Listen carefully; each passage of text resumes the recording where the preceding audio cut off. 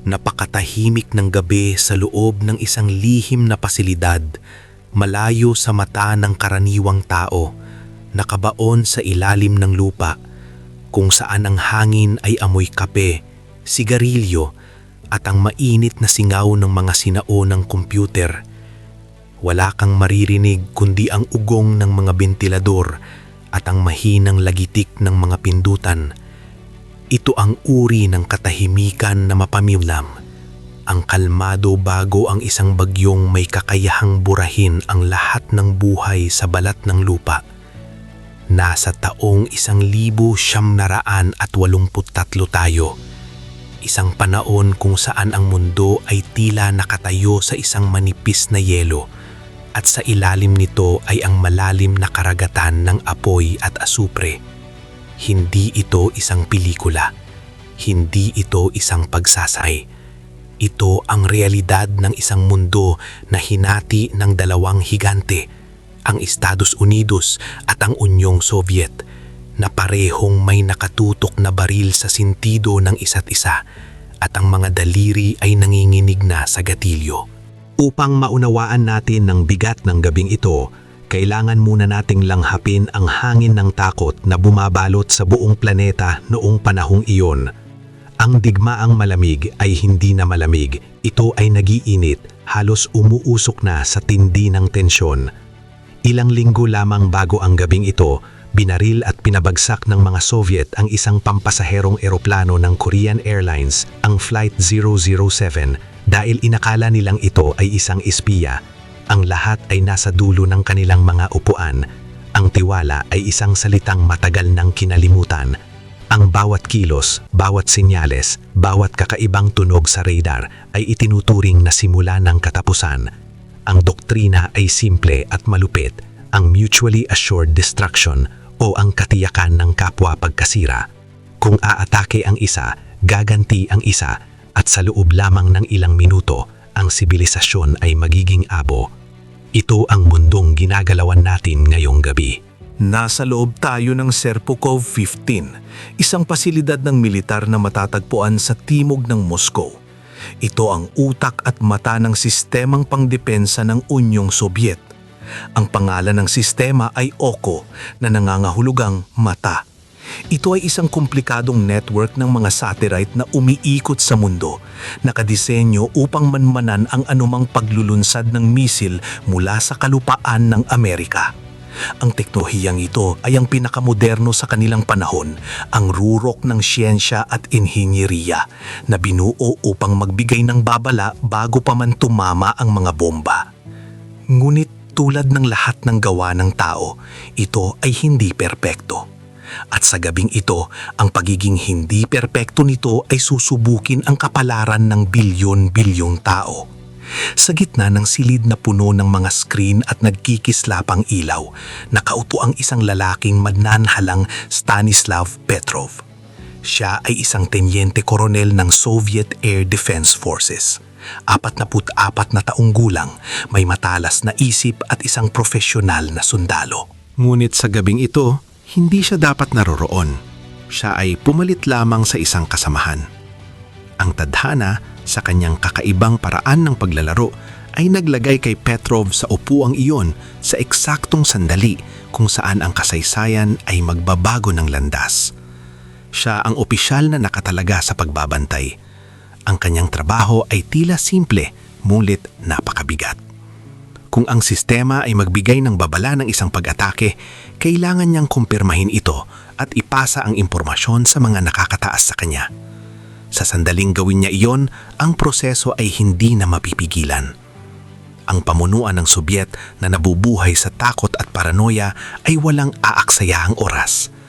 Ang utos ay ilalabas, ang mga susi ay iikutin at ang mga silos ay bubukas upang pakawalan ang libu-libong warhead patungo sa mga lungsod ng Amerika at Europa. Ang orasan ay dahan-dahan dumagalaw. Ang mga segundo ay tila mga oras. Ang mga tauhan sa loob ng bunker ay gumagawa ng kanilang mga karaniwang gawain.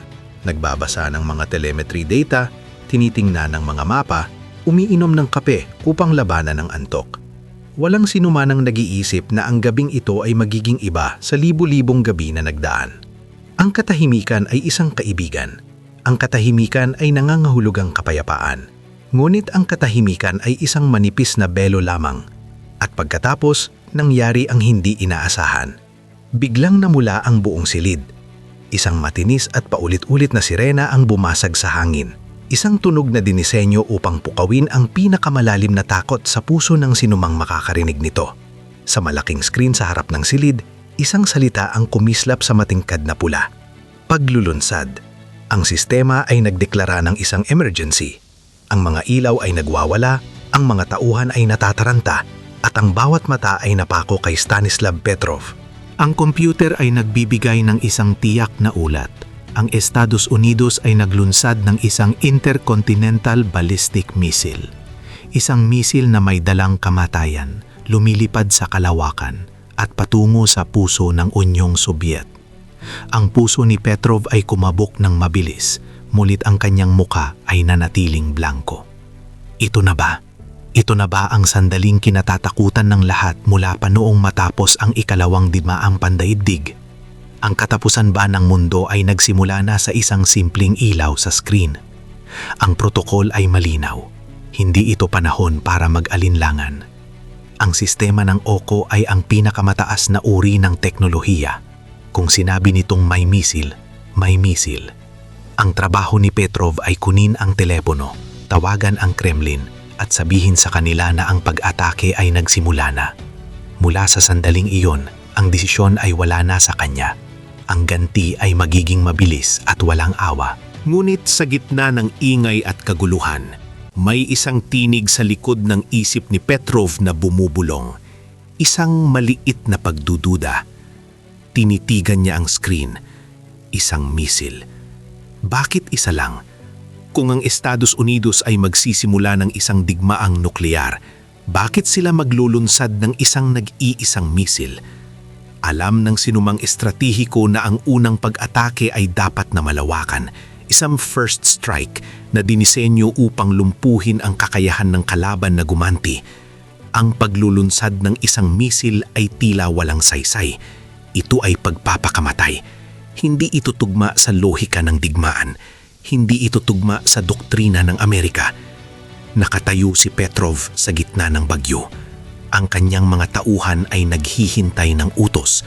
Ang takot ay nakaukit sa kanilang mga muka. Sila ay mga sumunod, ngunit sila rin ay mga tao, mga ama, mga anak, mga asawa. Alam nila ang ibig sabihin ng sirena na iyon. Alam nila na kung totoo ito, ang kanilang mga pamilya sa labas ay mayroon na lamang ilang minuto bago matupok ng apoy. Ang bigat ng mundo ay literal na nakapatong sa mga balikat ni Petrov. Ang bawat segundong na lumilipas ay isang segundong nawawala mula sa oras ng pagtugo ng Soviet. Kung totoo ang misil, ang pag-aantay niya ay maaaring maging dahilan kung bakit hindi makakaganti ang kanyang bansa. Maaaring siya ang dahilan kung bakit mamamatay ang kanya ng walang kalaban-laban. Habang ang kanyang isip ay naglalakbay sa mga posibilidad, ang sirena ay muling humiyaw ng mas lakas. Ang screen ay nagbago. Hindi na lamang isa, 2 misil. Pagkatapos ay 3, 4, 5. Ang sistema ay nagpapakita na ngayon ng 5 misil na paparating. Ang antas ng kumpiyansa ng computer ay nasa pinakamataas, mataas na pagkamapagkakatiwalaan. Ang argumento ni Petrov tungkol sa isang solong misil ay gumuhuna. 5 ay hindi na aksidente. 5 ay isang pagsalakay. Ang silid ay napuno ng panik. Ang mga operator ay sumisigaw ng mga koordinato. Ang mga telepono ay nagriring. Ang presyon ay hindi na matatagalan. Isipin ninyo ang sitwasyon. Nakaupo ka sa isang silyang bakal. Ang pawis ay tumutulo sa iyong noo. Ang iyong mga kamay ay nanginginig habang hawak ang telepono na konektado sa pinakamakapangyarihang mga tao sa iyong bansa. Alam mong ang mga taong iyon ay laging handa, laging naghihinala at naghihintay lamang ng isang dahilan upang pindutin ang kanilang sariling mga pindutan. Ang sistema sa harap mo, ang sistemang ginastusan ng bilyong-bilyong dolyar at binuo ng pinakamatalinong siyentipiko ay nagsasabing, papatayin na kayo. Sino ka para makipagtalo sa makina? Sino ka para sabihing mali ang teknolohiya? Ikaw ay isang tao lamang at na tao ay nagkakamali. Ngunit ang makina ay dapat na walang kinikilingan. Gayunpaman, si Petrov ay hindi isang ordinaryong sundalo. Siya ay mayroong pagsasanay hindi lamang sa militar, kundi pati na rin sa teknikal na aspeto ng sistema. Alam niya ang mga limitasyon nito. Alam niya na ang mga satellite ay nakadepende sa pagtingin sa mga anino at liwanag. At muli, bumalik ang kanyang pagduda. Mas malakas kaysa sa sirena. 5. Bakit 5? Kahit ang 5 ay napakaliit na bilang para sa isang unang pag-atake. Kung gusto mong wasakin ang Unyong Sobyet, magpapadala ka ng daan-daan, hindi 5. Ang 5 misil ay makakagawa ng pinsala, oo. Ngunit hindi nito mapipigilan ang Sobyet sa pagganti ng buong lakas. Ang estratehiya ay hindi tugma. May mali. Mayroong hindi tama sa larawang ito. Ang desisyong ay kailangang gawin ngayon. Ang bawat sandali ng pag-aalinlangan ay tinitignan ng kanyang mga nasasakupan bilang kahinaan o pagkatulala. Ang mga mata nila ay nagsusumamo. Gawin mo na ang dapat mong gawin, Tenyente Koronel. Iligtas mo kami. Ngunit paano mo ililigtas ang mundo? Sa pamamagitan ba ng pagganti o sa pamamagitan ng hindi paggawa ng wala? Sa sandaling iyon, si Petrov ay naging pinakamalungkot na tao sa mundo. Siya ay nag-iisa sa kanyang isipan, nakikipagbuno sa pagitan ng tungkulin at konsensya, sa pagitan ng protokol at intuisyon. Hinawakan niya ng mahigpit ang telepono. Ang linya ay bukas. Sa kabilang dulo ay ang mga opisyal na naghihintay ng kanyang ulat. Kailangan na niya magsalita. Ang kanyang boses ay ang magiging susi na magbubukas sa pinto ng impyerno. Kung sasabihin niyang, positibo, may pag-atake. Sa loob ng ilang minuto, ang mga sirenang naririnig niya sa loob ng bunker ay maririnig na rin sa mga lansangan ng Moscow, Leningrad, Kiev at sa kabilang panig ng mundo, sa New York, Washington at London. Ang mga pamilya ay magigising sa tunog ng katapusan. Ang mga bata ay iiyak at pagkatapos ang liwanag na mas maliwanag pa sa araw at pagkatapos ang kadiliman. Walang hanggang taglamig nuklear.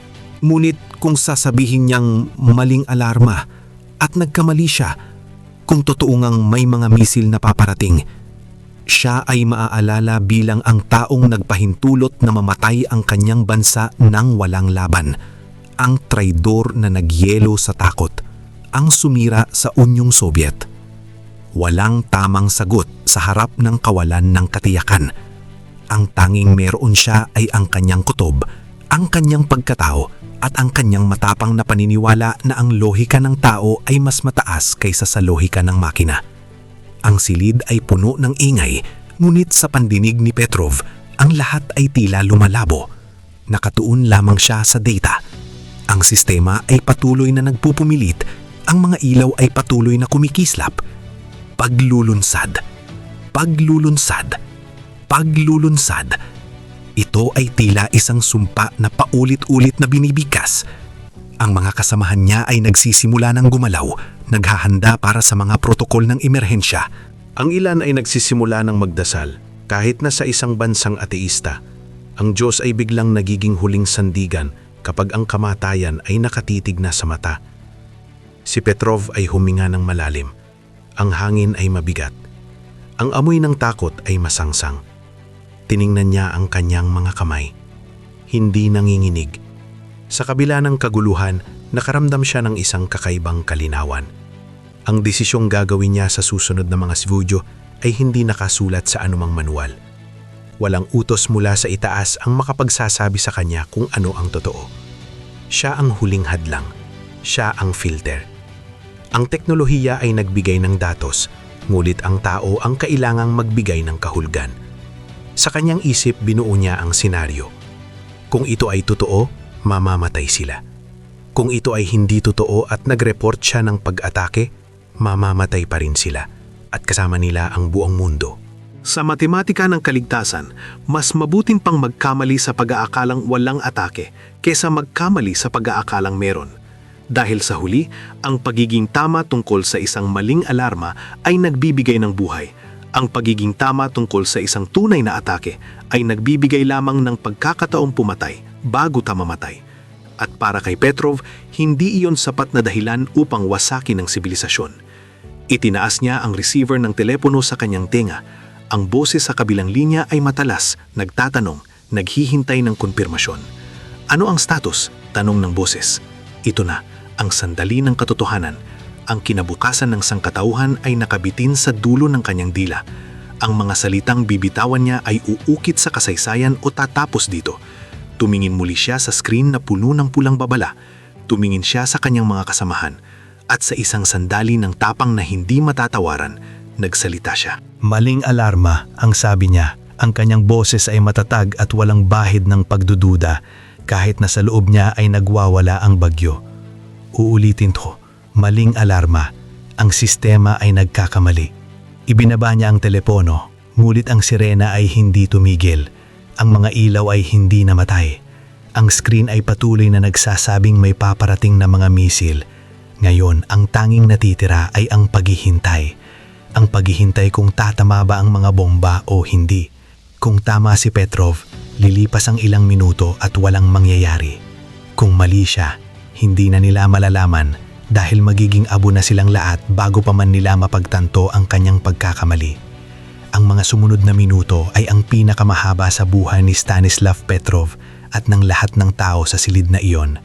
23 minuto. Iyon ang tagal ng oras na kailangan para makarating ang isang misil mula sa Estados Unidos hanggang sa Unyong Soviet. 23 minuto ng purong impyerno sa lupa. Bawat segundo ay isang pagpapahirap. Nakatingin sila sa radar, naghihintay ng kumpirmasyon mula sa mga ground radar na makakakita lamang sa mga misil kapag malapit na ang mga ito. Ang mga satellites ay nakakakita mula sa itaas, ngulit ang radar sa lupa ang huling patunay. Kung makita ng radar ang mga misil, huli na ang lahat para gumanti. Tapos na ang laro. Walang nagsasalita. Ang tanging naririnig ay ang mabibigat pagina at ang patuloy na ugong ng mga makina. Ang pawis ay tumutulo sa likod ni Petrov. Nagsindi siya ng sigarilyo. Ang usok ay pumupuno sa kanyang baga. Nagbibigay ng kaunting lunas sa kanyang nanginginig na kalamnan. Iniisip niya ang kanyang pamilya. Iniisip niya ang mga tao sa labas na mahimbing na natutulog.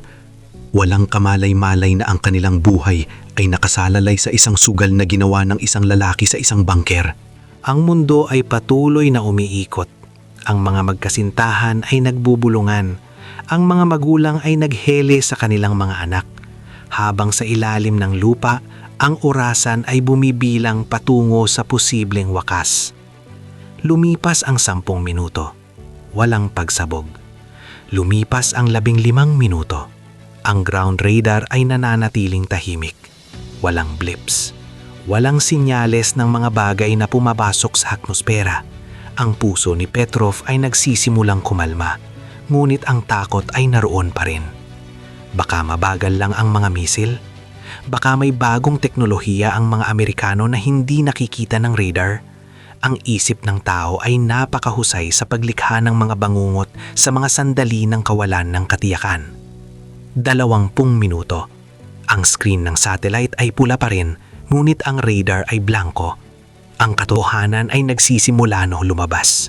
Ang sistema ng satellite, ang ipinagmamalaking Oko, ay nagsisinungaling. Ito ay nakakaakita ng mga multo. Walang misil, walang pag-atake, walang digmaan. Ang desisyon ni Petrov na huwag magtiwala sa makina ay tama. Ang kanyang pagsuway sa protocol, ang kanyang pagtanggi na maging instrumento ng pagkagunaw ay nagbunga. Sa ilalim ng lupa, sa loob ng pasilidad na kung tawagin ay Serpukhov 15, ang hangin ay biglang naging mabigat at puno ng kuryente nang ang mga sirena ay nagsimulang humiyaw. Hindi ito tunog ng pagsasanay. Ito ay ang tunog ng katapusan. Sa harap ni Stanislav Petrov, ang mga screen ay nagliliwanag sa kulay na pula. at ang salitang paglunsad ay kumikislap ng may nakakatakot na katiyakan. Ayon sa sistema, isang interkontinental na balistikong misil ang kasalukuyang bumababay sa himpawawid mula sa mga base ng Estados Unidos at ang target nito ay ang puso ng Unyong Soviet. Ang mga protokol ng militar ay hindi nagbibigay ng puwang para sa debate. Ang tungkulin ng opisyal ay simple at malupit. Kumpirmahin ang pag-atake at ipasa ang impormasyon sa pamunuan ng Kremlin upang mapasimulan ang agarang gante. Sa sandaling iyon, ang kapalaran ng bilyong-bilyong buhay ay nakasalalay sa dulo ng mga daliri ng isang tao. Ngunit si Petrov, isang betelanong may malalim na pag-unawa sa lohika ng digmaan, ay natigilan sa harap ng kumikislap na babala. Bakit magpapakawala ang Amerika ng iisang misil lamang kung ang layunin nito ay lipuin ang kanilang kalaban? Ang doktrina ng digmaan ay nagdidikta ng isang malawakang pag-atake upang lumpuhin ang kakayahan ng kaaway na gumante, hindi isang solong tira na magsisilbi lamang na panggising sa natutulog na higante.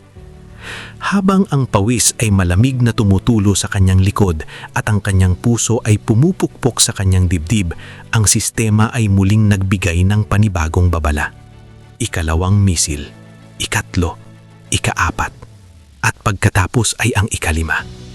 Ang silid ay napuno ng ingay ng mga alarma at ang takot sa mga mata ng kanyang mga tauhan, mga sibilyang inhinyaro na hindi sanay sa bingit ng kamatayan ay nakapako sa kanya. Hinihintay nila ang kanyang utos. Ang bawat segundo na lumilipas ay isang segundong nawawala para sa Unyong Sobyet upang ilunsad ang kanilang sariling nukleyar na arsenal bago sila tamaan ng kalaban. Ang presyon ay hindi makatao. Ang bigat ng buong kasaysayan ng sangkatauhan ay dumadagan sa kanyang balikat.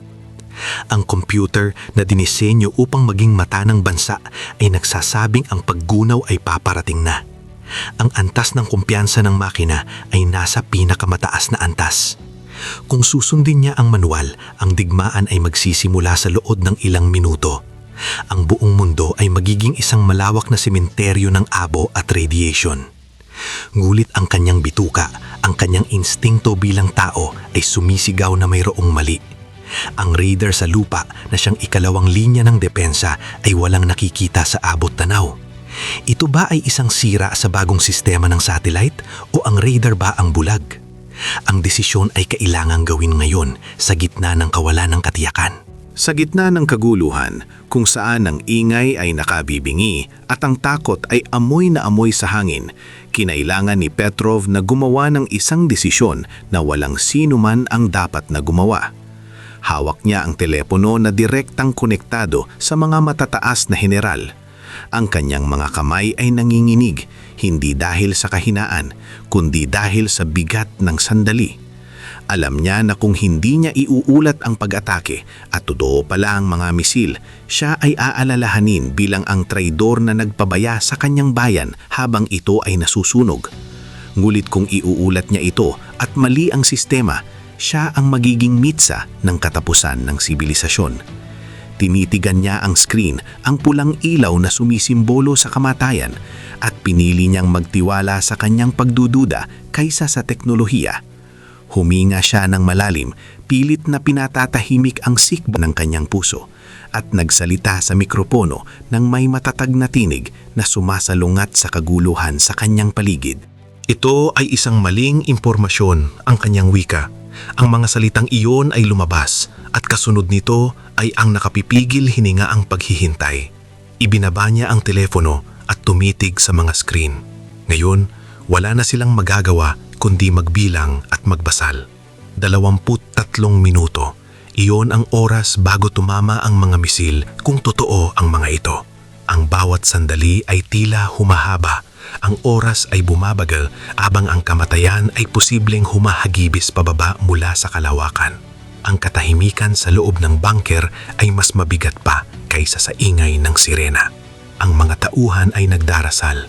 Ang iba ay nakatulala sa kawalan habang si Petrov ay nanatiling nakaupo, hawak ang kanyang hininga, naghihintay ng pagsabog na wawasak sa lahat ng kanyang minamahal at sa lahat ng kanyang kilala.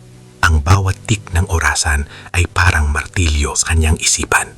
Ngunit lumipas ang mga minuto, walang yumanig na lupa, walang apoy na tumupok sa langit. Ang radar sa lupa ay nanatiling blanko at mapayapa. Ang mga misil na nakita ng satellite ay naglaho na parang usok sa hangin.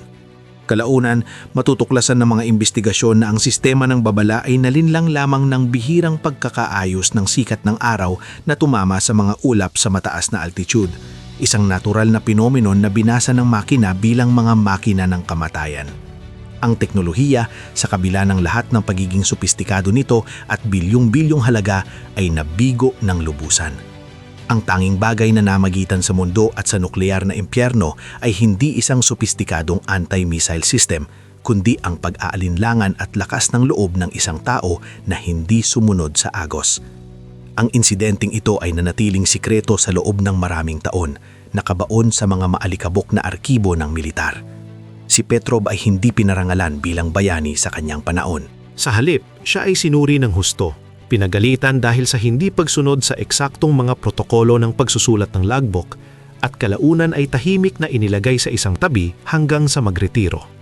Ang sistema ay hindi tumatanggap ng pagkakamali at ang kanyang aksyon ay naglantad ng isang nakapanghihilakbot na kahinaan sa depensa ng superpower.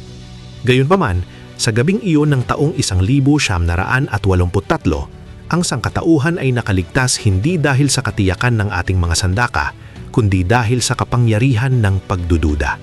Sa isang mundo na armado hanggang sa ngipin at pinatatagbo ng mga automatikong sistema ng paghihiganti, ipinakita ng kasaysayan na ang pinakamahalagang sangkap para sa ating kaligtasan ay ang kakayahang huminto, mag-isip at hindi pumindot. Ang tunay na tagapagligtas ay hindi ang makina, kundi ang tao sa likod nito.